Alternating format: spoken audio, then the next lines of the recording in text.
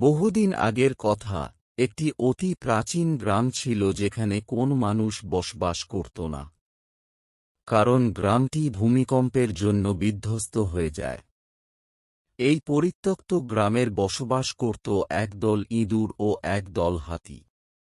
ওই গ্রামে একটি জলাশয় ছিল, যেটা হাতির দল ব্যবহার করত। জলাশয় যখন গ্রামের রাস্তা দিয়ে হাতিরা যেত তখন হাতির পায়ের তলায় পড়ে অনেক ইঁদুর মারা যেত, যা এক প্রকার দৈনন্দিন সমস্যা হয়ে দাঁড়ায় ইঁদুরদের কাছে। এই নিয়ে ইঁদুরদের মধ্যে হইচই পড়ে যায় ও ইঁদুরদের নেতা হাতির দলের কাছে যায়।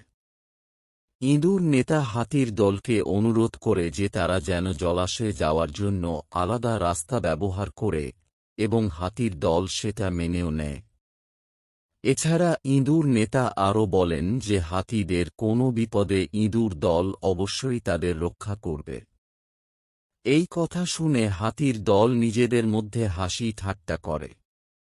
এরপর কেটে গেছে বেশ কিছুদিন, হঠাৎই একদিন নতুন ঘটনা সামনে আসে।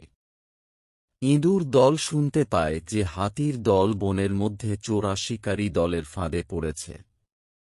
এই কথা শুনে ইঁদুর দল ছুটে চলে যায় হাতিদের সাহায্য করতে। ইঁদুর তাদের ধারালো দাঁত দিয়ে আটকে পড়া হাতিদের জাল ও দড়ি কেটে ফেলে।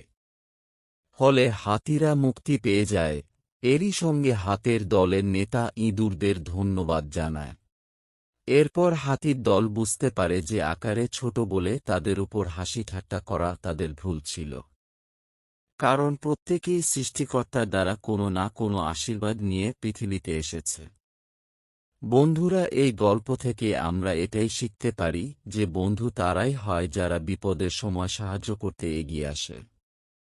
আপনিও আপনার বন্ধুর বিপদে সাহায্য করবেন, এবং যাতে আপনার বন্ধুর আপনার প্রতি ভরসা থাকে।